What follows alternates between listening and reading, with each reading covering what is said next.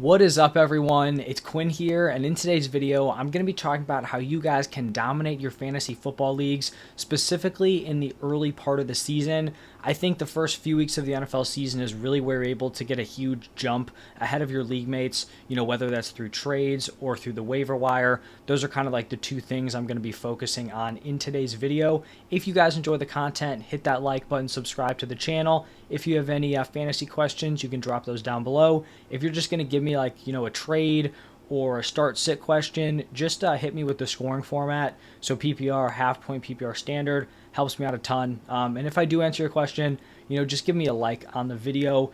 But let's jump into the first point. So we're going to be focusing on trades. I think attacking early season trades can really be huge for your fantasy team and can really kind of, set you ahead of everyone else. And I think the first kind of point I want to talk about is targeting overreacting league mates. Every year, there are going to be certain players in your league who are overreacting after week one. It could be a negative reaction if their player goes out week one, struggles, flops in their lineup, they end up losing, or they struggle in the first few games. That person could overreact and, kind of want to be done with them, sell low. It could also be a positive reaction to someone that you have on your team.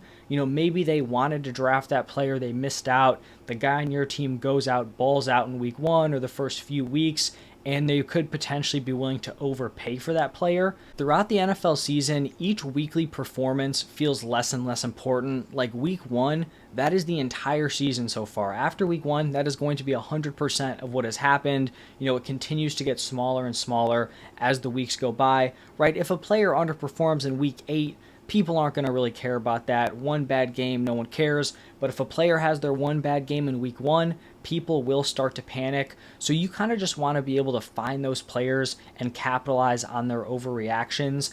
I kind of noticed specifically overreacting league mates typically only play in like one fantasy league. I feel like when you're in multiple different leagues, you have multiple different teams, you don't get as high or as low because you're rostering so many different players. But with only one team, some people start to really kind of micromanage that team. They live and die with that one specific roster with, 7, 8 starting players.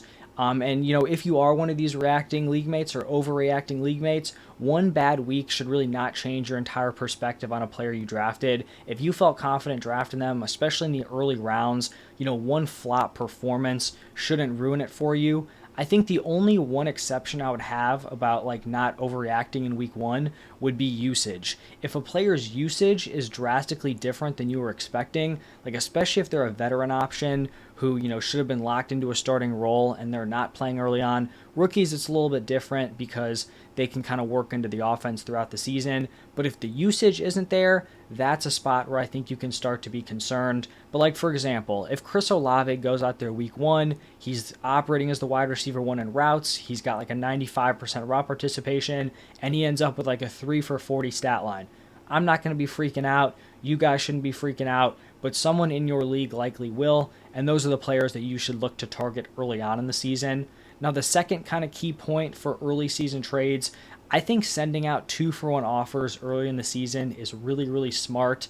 This is also kind of going to connect to the waiver wire, which I'll get into a little bit later in the video. But I think 2-for-1 offers in the season are very solid. If you're not familiar with 2-for-1 trades, it's just where you're giving up 2 players, getting one in return. The goal is that you're getting an upgrade at a certain position. So maybe you're trading a running back and a wide receiver, but you're getting a much better running back in return, or you're getting a much better wide receiver in return. That's kind of the idea of 2-for-1 trades. If you are playing in a league with a ton of flex spots, then it probably doesn't make sense to send out the offers, because your depth options are very, very valuable in those leagues. But if you're in a league, like the typical Yahoo ESPN setup where it's 2 running backs, 2 wide receivers, 1 flex, or you're in a smaller league like a 10-team league, an 8-team league, I think those are really nice spots to go out and make those 2-for-1 deals. In these shallower leagues, assuming you drafted well, you put together a solid team, there are probably 3-ish players on your bench that you feel are flex worthy week to week,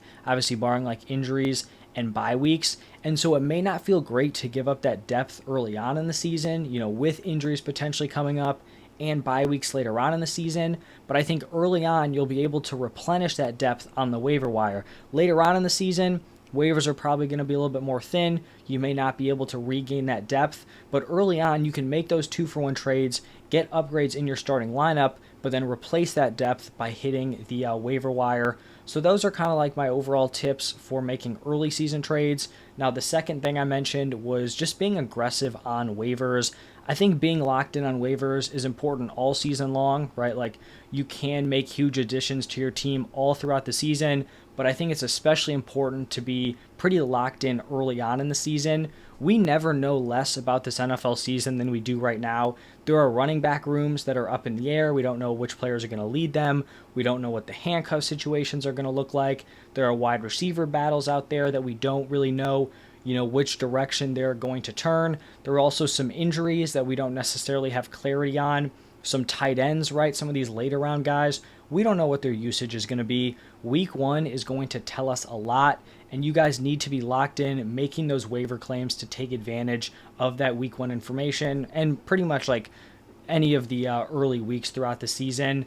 Looking back to my Week 1 waiver wire from last year, I talked about Christian Watson and Jamal Williams as waiver wire pickups. These are guys who could have ended up being league winners for you. Christian Watson, was balling out down the stretch. Jamal Williams put together his crazy touchdown season. So there are legit starters that you can find on the waiver wire after Week 1.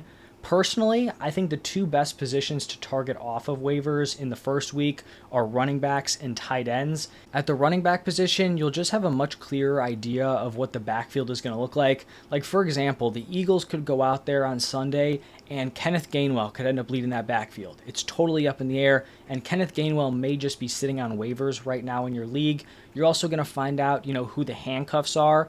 If you have 2 backup running backs that are kind of splitting the extra touches, that's probably not a backfield you want to be super invested in terms of handcuffs. On the other hand, if you have one sole backup who's getting, all the scraps, that's probably a handcuff you should be interested in rostering. And then I also really like the tight end position.